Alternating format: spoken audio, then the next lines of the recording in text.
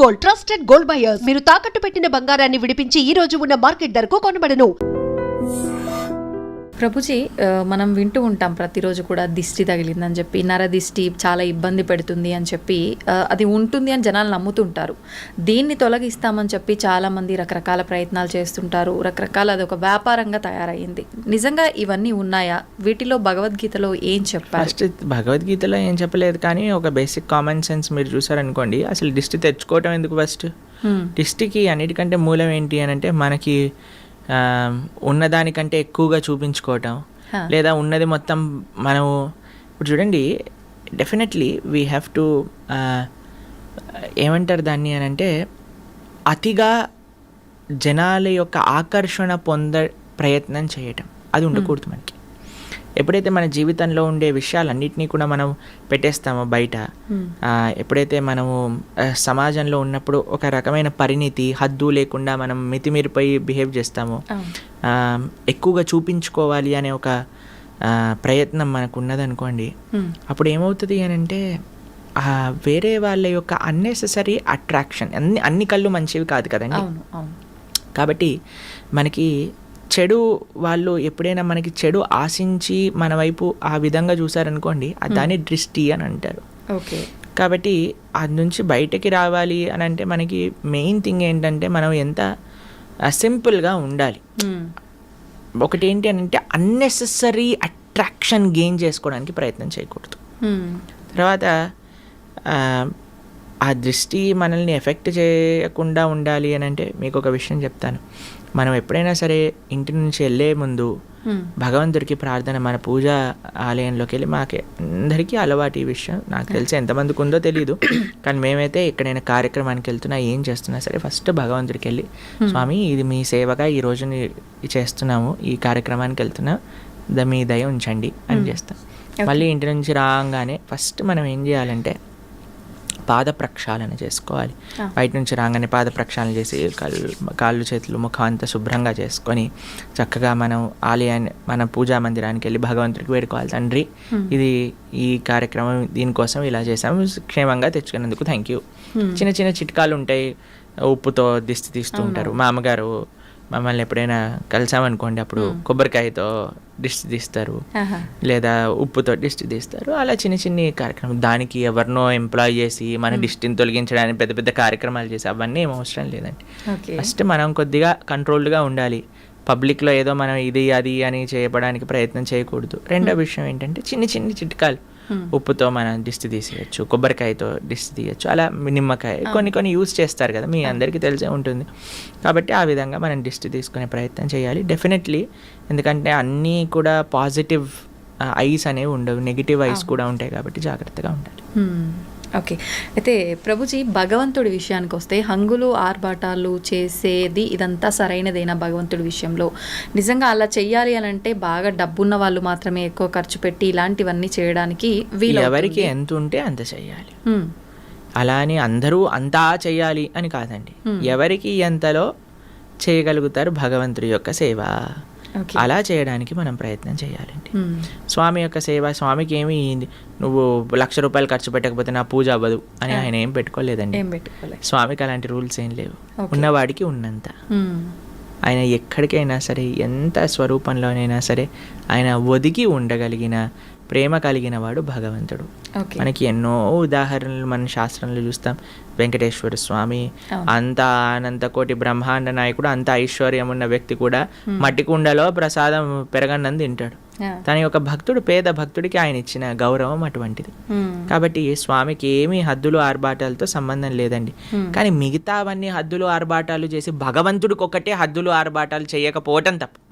Okay, అర్థమైందా మీకు?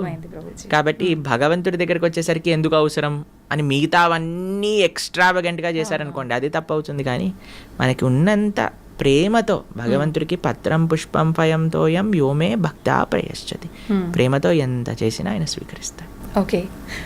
ప్రభుజీ చాలామంది చూస్తుంటాం, ఒక కోరిక కోరుకోవడము, కొద్ది రోజులు ఒక దేవుణ్ణి పూజించటము, తర్వాత వాళ్ళు అనుకున్నది నెరవేరకపోతే ఆటోమేటిక్గా వేరే దేవుడి సైడ్ మారిపోవడము, ఎవరైనా అంటే సోషల్ మీడియాలో ఒక దేవుడి గురించి ఎక్కువ ప్రత్యేకంగా చూపించడం వల్ల ఆ దేవుడికి అట్రాక్ట్ అయిపోయి అటు మారిపోవడము, ఇలా రకరకాలుగా చూస్తుంటాం. నిజంగా దేవుళ్ళని మార్చడం అనేది కరెక్టే అంటారా? మనకి ఇవన్నీ ఎందుకు వస్తుంది అని అంటే, నా కోరిక తీరాలి అనే ఒక భావన ఉంది కాబట్టి. ఆ కోరిక నుంచి ఫస్ట్ ఆ మెంటాలిటీ నుంచి బయటికి రావాలి. భగవంతుడికి ఇప్పుడు చూడండి, ఒక దగ్గర ఒక చిన్ని పిల్ల చాలా అల్లరి చేస్తుంది అనమాట. వాళ్ళమ్మ పాట్ అని ఒక చంపమైన స్లాప్ చేసిందనమాట. ఆ చిన్ని పిల్ల అని ఏడుస్తూ మళ్ళీ వాళ్ళ అమ్మని పట్టుకుంది. ఏం చేయాలి? వాళ్ళ అమ్మని వదిలేసి వెళ్ళిపోవాలి. కానీ ఆ పిల్ల అలా కాదు, అని ఏడుస్తూ వాళ్ళ అమ్మని పట్టుకుంది.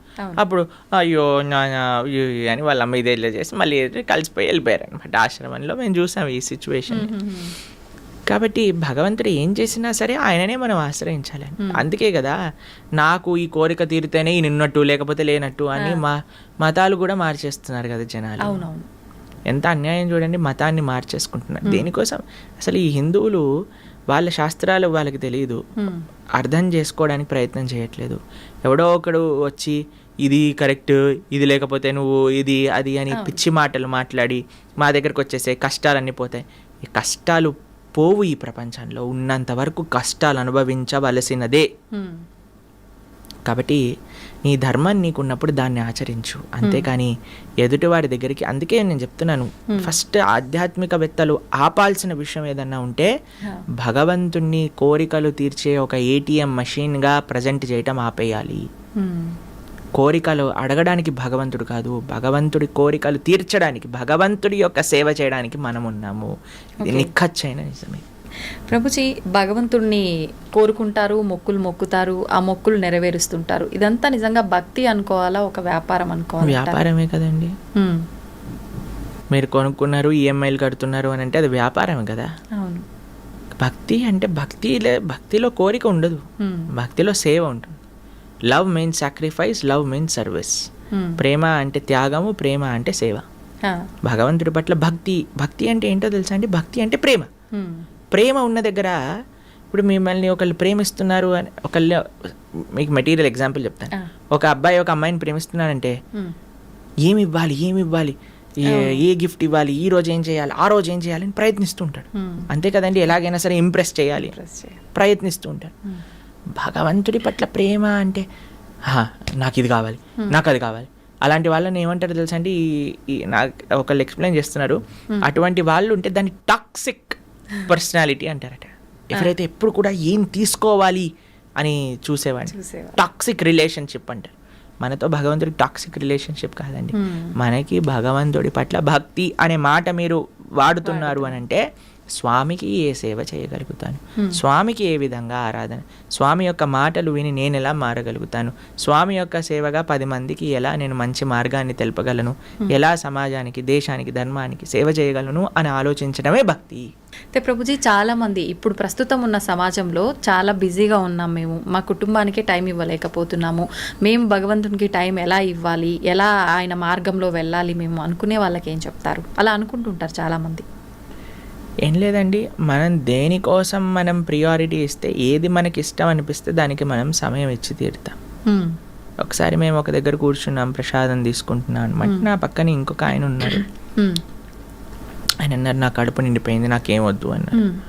సరే అని వెళ్ళిపోయారు. వడ్డించే వాళ్ళందరూ అడుగుతున్నారు అనమాట, అయ్యా ఇది తీసుకోండి, వడ తీసుకోండి, గారె తీసుకోండి, పులిహోర పెట్టుకోండి, దద్దోజనం పెట్టుకోండి అని అంటే, నా కడుపు చాలా నిండిపోయింది, పోండి నన్ను అడగండి అని అంటున్నాడు. కొంతసేపు అయిపోయాక ఒక ఆయన గులాబ్ జాములు పట్టుకొని వచ్చాడు అనమాట. ఆయన కూడా పాపం ఈయన వద్దు అన్నాడు కదా, నా దగ్గరికి వచ్చేసాడు. ఎందుకు వెళ్ళిపోయావు, నాకు ఇవ్వు గులాబ్ జాములు. అదేంటండి మీ కడుపు నిండిపోయింది, పొట్ట పగిలిపోతుంది అన్నారు. అంటే స్వీట్కి జాగుందిలేండి అని అన్నారు.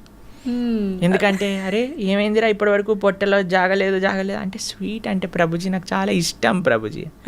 ఇష్టం ఉన్నప్పుడు అంత పొట్ట పగిలిపోతున్నా జాగ ఏర్పడుతుంది. ఎందుకు? నీకు ఇష్టం ఉంది కాబట్టి. మనము ధర్మం పట్ల ఇష్టం పెంచుకోవాలి, భగవంతుడి సేవ పట్ల ఇష్టం పెంచుకోవాలి.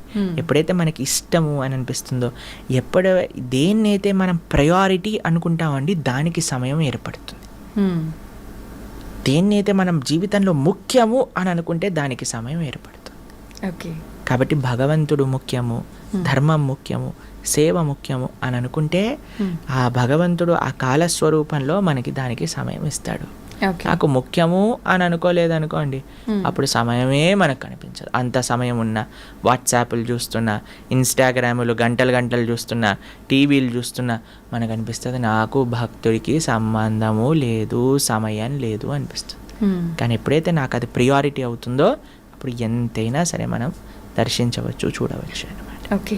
ప్రభుజీ, చాలామంది జీవితంలో నిత్యం ఎన్నో ఇబ్బందులు వస్తుంటాయి, ఒత్తిళ్ళు వస్తుంటాయి. ఈ ఒత్తిళ్ళని తట్టుకోలేక అసలు నాకు ఈ లైఫే వద్దు అని చెప్పి అసలు దైవ మార్గాన్ని వదిలిపెట్టి అన్ని రకాలుగా ఎటైనా వెళ్ళిపోతా అనే ఒక ఆలోచనలోకి వెళ్ళిపోతుంటారు. అటువంటి వాళ్ళకి ఏం చెప్తారు మీరు? ఈ ప్రపంచంలో మనమే ఒత్తిడి తీసుకుంటున్నామండి. ఇప్పుడు మీకు ఇందాక మనం మాట్లాడుకుంటున్నందుకు ఎంత ఒత్తిడి మనం తీసుకోవాలో అది మన పైన ఉంటుంది. సంబడి ఈజ్ ఫోర్సింగ్ కూడా అనుకోండి, ఎవరైనా మనల్ని ఇంత ఒత్తిడి నువ్వు తీసుకోవాలి అని అంటే అప్పుడు మనం ఒక చాయిస్ చేసుకోవాలి. మీకు ఒక విషయం చెప్తాను. ఒక వీడియోలో మేము మాట్లాడాం, రాత్రి త్వరగా పడుకొని త్వరగా లేవటం వల్ల మీ ఆరోగ్యం బాగుంటుంది అని. అప్పుడు కొంతమంది అన్నారు, మరి నైట్ డ్యూటీ సంగతి ఏంటి అని. ఇప్పుడు చూడండి, మనకి ఆరోగ్యం కావాలా, మనకి ఏం కావాలి అని మనం ఫస్ట్ డిసైడ్ చేసుకోవాలి జీవితంలో. అరే నాకు ఒక సుఖవంతమైన జీవితం కావాలి. సుఖవంతం అంటే హద్దులు ఆర్భాటాలు ఉండాల్సిన అవసరం లేదండి.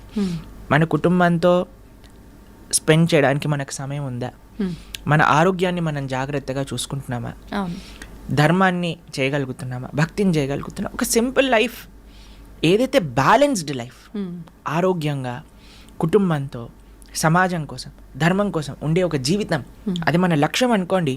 మనం దానికి తగ్గట్టుగా ప్రయత్నం చేస్తాం.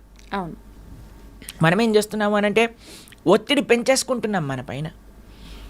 ఇప్పుడు ఇందాక మనం ఒక ఎగ్జాంపుల్ చెప్పాం, మన గ్రైండర్ తిరగటం. అప్పుడు ఏం చేసిందంటే ఒకసారి మేము అలా చేస్తుంటే మా అమ్మగారు చెప్పారు, దాన్ని ఫస్ట్ పక్కన పెట్టు, కొద్దిసేపు వాడకు, చల్లారని, దాని తర్వాత మళ్ళీ గ్రైండ్ చేయి, అప్పుడు వస్తుంది. అప్పుడు ఫ్యాన్ వేసి చల్లార్చడానికి పెట్టేస్తాం, అదొకసారి చల్లార్చాక మళ్ళీ గ్రైండ్ చేసేస్తాం. అంతే కదండి. అవును ప్రభుజీ. మనం ఎప్పుడైతే ఆ ఒత్తిడి అనేది మనం ఫీల్ అవుతామో we should take a break. Permanent break కాదండి. చాలా మంది అనుకుంటారు అయిపోయింది ఇంకా నా జీవితం వేస్ట్ అని. కాదు, ఒక టెంపరీ బ్రేక్ తీసుకో. ఒక దగ్గరికి వెళ్ళు, ఒక ఆశ్రమానికి వెళ్ళు, ఒక క్వైట్ ప్రదేశానికి వెళ్ళు, ఫోన్ కట్ చేసేయి, నీతో నువ్వు గడుపు, ఒక మెడిటేషన్ చెయ్యి, నామజపం చెయ్యి, ఒక ఆశ్రమానికి వెళ్ళి సేవ చెయ్యి. ఎప్పుడైతే నువ్వు ప్రపంచంలో ఉండే కష్టాలు ఎప్పుడైతే చూస్తావో, మా ఆశ్రమానికి వస్తే ప్రతిరోజు అక్కడ అన్నదానం జరుగుతుంది. అక్కడ ఎంత పూర్ పీపుల్ అంటే వాళ్ళు కేవలం నెల రోజులలో అన్నము ఒక పప్పు చేసుకుంటే వాళ్ళకి చాలా పెద్ద విషయం అన్నమాట. అలాంటి పేదరికం ఉన్న ప్రదేశానికి వెళ్ళి నువ్వు ఎప్పుడైతే వాళ్ళకి ప్రసాదం పెడతావో వాళ్ళు ఎంత ఆనందంగా ఆ కూర చూసి, ఆ చపాతీని చూసి, ఆ స్వీట్ చూసి వాళ్ళకి ఎంత ఆనందం వేస్తారే, ఈరోజు ఇన్ని రకాలు వచ్చాయా అని చూసినప్పుడు మనకు అనిపిస్తారే, నాకు తినడానికి ఎన్ని రకాలు తిన్నుంది, ఎంత ఆనందంగా నేను ఉన్నాను అని. వేరే వాళ్ళ దుఃఖాలు మనం చూసినప్పుడు మన దుఃఖాలు దాంట్లో చిన్నగా అయిపోతాయండి. నిజమే ప్రభుజీ. Thank you Prabhuji. నిజంగా చాలా మంచి విషయాలు తెలియజేశారు, అద్భుతమైన సమాచారాన్ని మాకు అందించారు. మళ్ళీ మరొక మంచి ఎపిసోడ్లో తప్పకుండా మీతో మాట్లాడి మంచి మంచి విషయాలు తెలుసుకునే ప్రయత్నం అయితే చేస్తాను. ధన్యవాదాలు ప్రభుజీ. హరే కృష్ణ మాతాజీ. హరే కృష్ణ.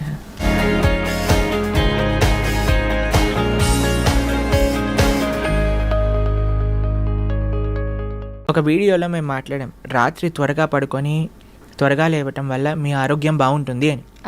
అప్పుడు కొంతమంది అన్నారు, మరి నైట్ డ్యూటీ సంగతి ఏంటి అని. ఇప్పుడు చూడండి, మనకి ఆరోగ్యం కావాలా, మనకి ఏం కావాలి అని మనం ఫస్ట్ డిసైడ్ చేసుకోవాలి జీవితంలో. అరే నాకు ఒక సుఖవంతమైన జీవితం కావాలి. సుఖవంతం అంటే హద్దులు ఆర్భాటాలు ఉండాల్సిన అవసరం లేదండి. మన కుటుంబంతో స్పెండ్ చేయడానికి మనకు సమయం ఉందా, మన ఆరోగ్యాన్ని మనం జాగ్రత్తగా చూసుకుంటున్నామా, ధర్మాన్ని చేయగలుగుతున్నామా, భక్తిని చేయగలుగుతున్నామా, ఒక సింపుల్ లైఫ్, ఏదైతే బ్యాలెన్స్డ్ లైఫ్, ఆరోగ్యంగా కుటుంబంతో సమాజం కోసం ధర్మం కోసం ఉండే ఒక జీవితం, అది మన లక్ష్యం అనుకోండి. మనం దానికి తగ్గట్టుగా ప్రయత్నం చేస్తాం. మనం ఏం చేస్తున్నాము అని అంటే ఒత్తిడి పెంచేసుకుంటున్నాం మన పైన. ఇప్పుడు ఇందాక మనం ఒక ఎగ్జాంపుల్ చెప్పాం, మన గ్రైండర్ తిరగటం. అవును. అప్పుడు ఏం చేసిందంటే ఒకసారి మేము అలా చేస్తుంటే మా అమ్మగారు చెప్పారు, దాన్ని ఫస్ట్ పక్కన పెట్టు, కొద్దిసేపు వాడకు, చల్లారని, దాని తర్వాత మళ్ళీ గ్రైండ్ చేయి, అప్పుడు వస్తుంది. అప్పుడు ఫ్యాన్ వేసి చల్లార్చడానికి పెట్టేస్తాం, అదొకసారి చల్లార్చాక మళ్ళీ గ్రైండ్ చేసేస్తాం. అవును, అంతే కదండి. అవును ప్రభుజీ. మనం ఎప్పుడైతే ఆ ఒత్తిడి అనేది మనం ఫీల్ అవుతామో we should take a break. Permanent break కాదండి. చాలా మంది అనుకుంటారు అయిపోయింది ఇంకా నా జీవితం వేస్ట్ అని. కాదు, ఒక టెంపరీ బ్రేక్ తీసుకో. ఒక దగ్గరికి వెళ్ళు, ఒక ఆశ్రమానికి వెళ్ళు, ఒక క్వైట్ ప్రదేశానికి వెళ్ళు, ఫోన్ కట్ చేసేయి, నీతో నువ్వు గడుపు, ఒక మెడిటేషన్ చెయ్యి, నామజపం చెయ్యి, ఒక ఆశ్రమానికి వెళ్ళి సేవ చెయ్యి. ఎప్పుడైతే నువ్వు ప్రపంచంలో ఉండే కష్టాలు ఎప్పుడైతే చూస్తావో, మా ఆశ్రమానికి వస్తే ప్రతిరోజు అక్కడ అన్నదానం జరుగుతుంది. అక్కడ ఎంత పూర్ పీపుల్ అంటే వాళ్ళు కేవలం నెల రోజులలో అన్నము ఒక పప్పు చేసుకుంటే వాళ్ళకి చాలా పెద్ద విషయం అన్నమాట. అలాంటి పేదరిక ఉన్న ప్రదేశానికి వెళ్ళి నువ్వు ఎప్పుడైతే వాళ్ళకి ప్రసాదం పెడతావో వాళ్ళు ఎంత ఆనందంగా ఆ కూర చూసి, ఆ చపాతీని చూసి, ఆ స్వీట్ చూసి వాళ్ళకి ఎంత ఆనందం వేస్తారే, ఈరోజు ఇన్ని రకాలు వచ్చాయా అని చూసినప్పుడు మనకు అనిపిస్తారే, నేను నాకు తినడానికి ఎన్ని రకాలు తిన్నుంది, ఎంత ఆనందంగా నేను ఉన్నాను అని. వేరే వాళ్ళ దుఃఖాలు మనం చూసినప్పుడు మన దుఃఖాలు దాంట్లో చిన్నగా అయిపోతాయండి. నిజమే ప్రభుజీ. Thank you Prabhuji. నిజంగా చాలా మంచి విషయాలు తెలియజేశారు, అద్భుతమైన సమాచారాన్ని మాకు అందించారు. మళ్ళీ మరొక మంచి ఎపిసోడ్లో తప్పకుండా మీతో మాట్లాడి మంచి మంచి విషయాలు తెలుసుకునే ప్రయత్నం అయితే చేస్తాను. ధన్యవాదాలు ప్రభుజీ. హరే కృష్ణ మాతాజీ, హరే కృష్ణ.